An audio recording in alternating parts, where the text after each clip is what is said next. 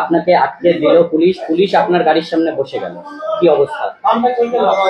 বসে গেল কিনা আমি জানি না, সেটা আমি দেখিনি। তবে আমি যখন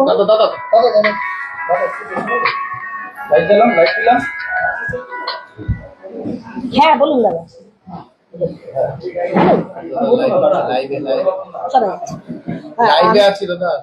হ্যাঁ আমি যখন ইয়েতে পোড়াঝাড়ে ঢুকছি তখন আমাকে বললেন, এবারে এসিপি ফোন করলেন, আপনি বুথ থেকে কেন বাইরে বেরিয়েছেন? আপনার বুথ থেকে আপনি বাইরে বেরোতে পারেন না। তাই বললাম বুথ থেকে বাইরে বেরোতে পারি না মানে কি বলছেন আপনি? বলছে হ্যাঁ আপনি বুথ থেকে বাইরে বেরোতে পারেন না। আমি বলছি আমার বিধানসভা, আমি বুথ থেকে বাইরে বেরোতে পারি না মানে? তো বলছে না পারেন না। আমি বলছি তাহলে মেয়র কি করে ঘুরে বেড়াচ্ছে? না ওটা ছাড়ুন। আমি বলছি ওটা ছাড়ুন মানে? আমি আমার বিধানসভায় আমি ঘুরে বেড়াবো, আপনার যদি ক্ষমতা থাকে আপনি আমাকে অ্যারেস্ট করুন। আমি পরিষ্কার বলেছি, আমি ঘুরে পুরো ওই দিক দিয়ে পোড়াঝাড় দিয়ে পুরো ঘুরে এলাম, বুথ দেখে এলাম, সমস্ত হ্যাঁ ভালো, আবার কর্মীদের দেখে এলাম। এক ভদ্রলোক অসুস্থ ছিলেন, বুথ প্রেসিডেন্ট, ওনাকে দেখে এলাম, ওনার বাড়িতে গিয়ে দেখে দেখে চলে আসছি। 33 নম্বর ওয়ার্ডে ঢুকেছি। 33 নম্বর ওয়ার্ডে ঢোকার পর দুনিয়ার পুলিশ চলে এলো। আমরা বসে কোল্ড ড্রিঙ্কস খাচ্ছি না, দুনিয়ার পুলিশ চলে এলো, আপনাকে অ্যারেস্ট করুন। কেন আমাকে অ্যারেস্ট করা হবে কেন? না আপনি কেন ঘুরে বেড়াচ্ছেন বুথ থেকে বাইরে দিতে পারেন, আপনি বুথের মধ্যে ঢুকে। আমি কোথায় আমি বুথের মধ্যে ঢুকেছি আপনি দেখুন? বলছে না আপনি ঢুকেছেন। আমি ঢুকেছি তখন অ্যারেস্ট করতে পারলেন না? যখন আমি ঢুকেছি তখন তো অ্যারেস্ট করার কথা ছিল, আপনি অ্যারেস্ট করতে পারলেন না যখন ঢুকে থাকতাম। এখন আপনি অ্যারেস্ট করতে এসছেন, এখন দুনিয়া ঘুরে আমি এখানে এলাম অ্যারেস্ট করতে এসছেন, ব্যাপারটা কি আছে? আমি বুঝতে পেরেছি কিচ্ছু না। 33 নম্বর ওয়ার্ড হচ্ছে মেয়রের ওয়ার্ড। এই মেয়রের ওয়ার্ডে যদি তৃণমূল কংগ্রেসের ভোট কমে যায়, মমতা ব্যানার্জির কাছে গৌতম দেবের লজ্জার অন্ত থাকবে না। কারণ গৌতম দেবকে ওখানে 33 নম্বর ওয়ার্ডের মানুষরা পায় না, ওকে ভোট দেবে না মানুষের, পরিষ্কার কথা শুনে কোনো পরিষেবাও পায় না। সুতরাং এখানে যদি শিখা চ্যাটার্জিকে আটকানোর ফলে টোটাল যারা কর্মীরা আছে ওখানে যদি ইনভলভ হয়ে যায়, তাহলে বুথটা ফাঁকা হয়ে যাবে, সেই বুথে কিন্তু ফলস ভোট ফেলা যাবে।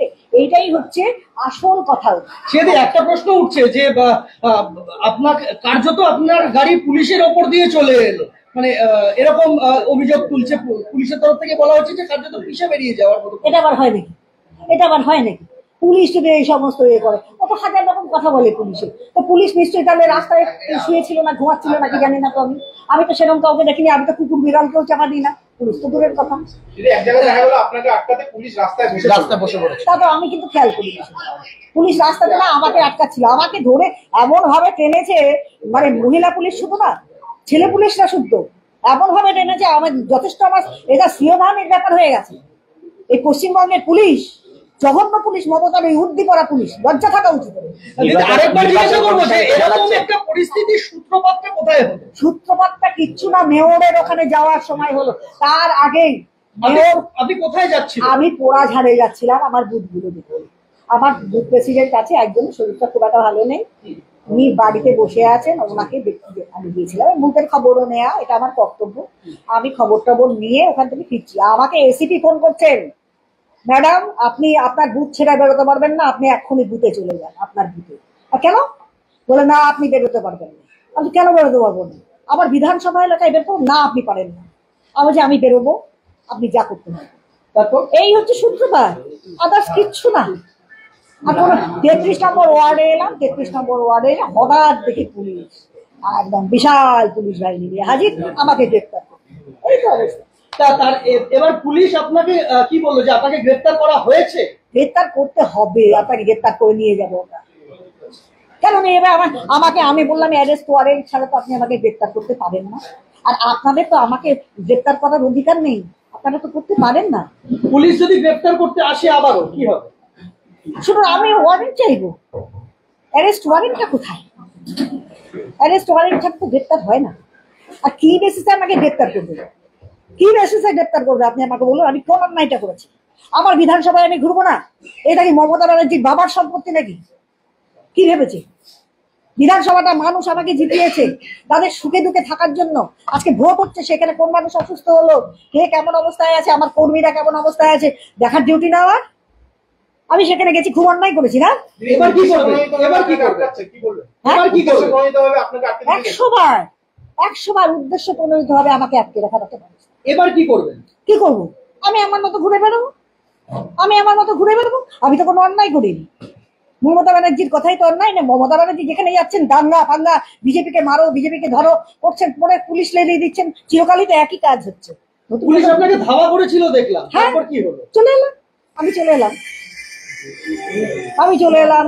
আমার খিদে পেয়েছে, আমি খাবো, আমার ছেলে পেলে দুজন ছিল আমার সঙ্গে, আমার পিয়ে ছিল, খাবো আমরা, খেতে তারপর হবে। কি আবার বেরোবে? হ্যাঁ নিশ্চয়ই বেরোবো, আবার অবশ্যই বেরোবো না কেন? আমি কি বন্দি নাকি? আমাকে কে বন্দি করেছে? কোন আইনে বন্দি করা হয়েছে? কিসের জন্য বন্দি করা হয়েছে? এরপরেও কি বেরোবেন? বুঝে বুঝে যাবেন? আমি এর পরেও যাবো, এই খেয়ে নেবো, খেয়ে নিয়েই যাবো। দলের সঙ্গে কথা হলো? দলকে জানিয়েছেন বিষয়টা? না, কারোর সাথে কথা হয়নি, কথা হয়। আমি কথা জায়গা মতো পাঠিয়ে চলে যাচ্ছে, জায়গা মতো কথা চলে যাচ্ছে। নির্বাচন কমিশনের সঙ্গে যোগাযোগ করেছেন? 100 বার নিশ্চয়ই। আমার ঊর্ধ্বতন যারা আছে তারা প্রত্যেকে করছে, আমার তো গার্জেন আছে।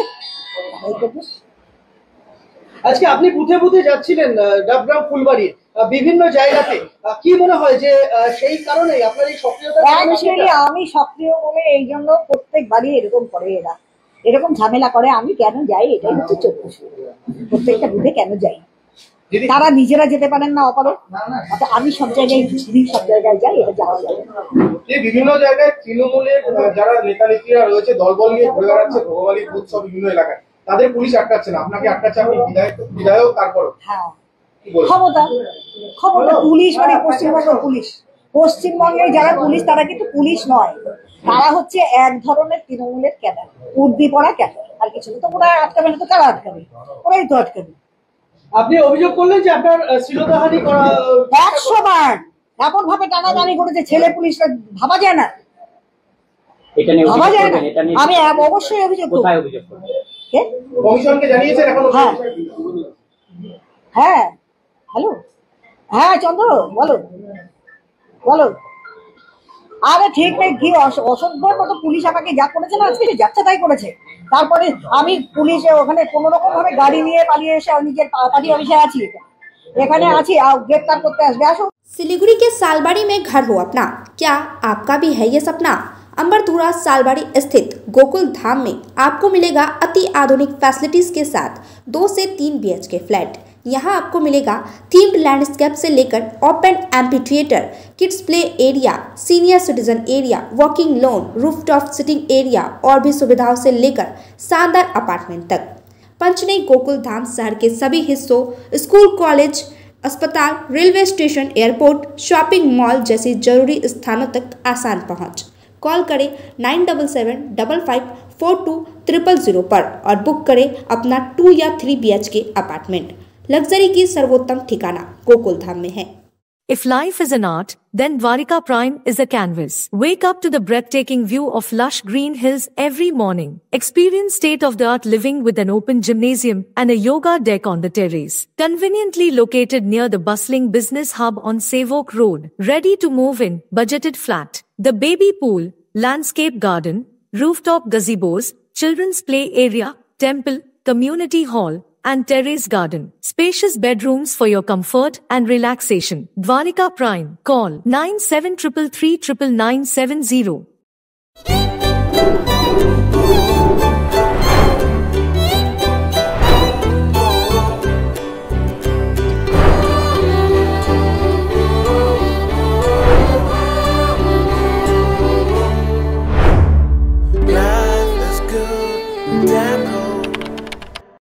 इस लड़की का पहले परफॉर्मेंस था सेलिब्रल पल्सी, तो ये होना ही था। इस लड़के का ऑटिज्म, बात नहीं कर पाता है। ADHD, ये भी एक बीमारी है। सूत्रा के साथ वो सिर्फ सर ऊंचा करके खड़ा नहीं है, वो बहुत सा रास्ता आगे बढ़ चुका है। इस जगह पर हर एक बच्चों के मुंह पे खुशियां लाई जाती है।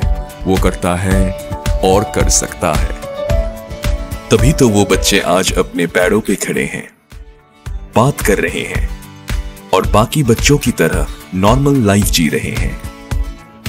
सूत्रा, पावर टू कॉन्कर।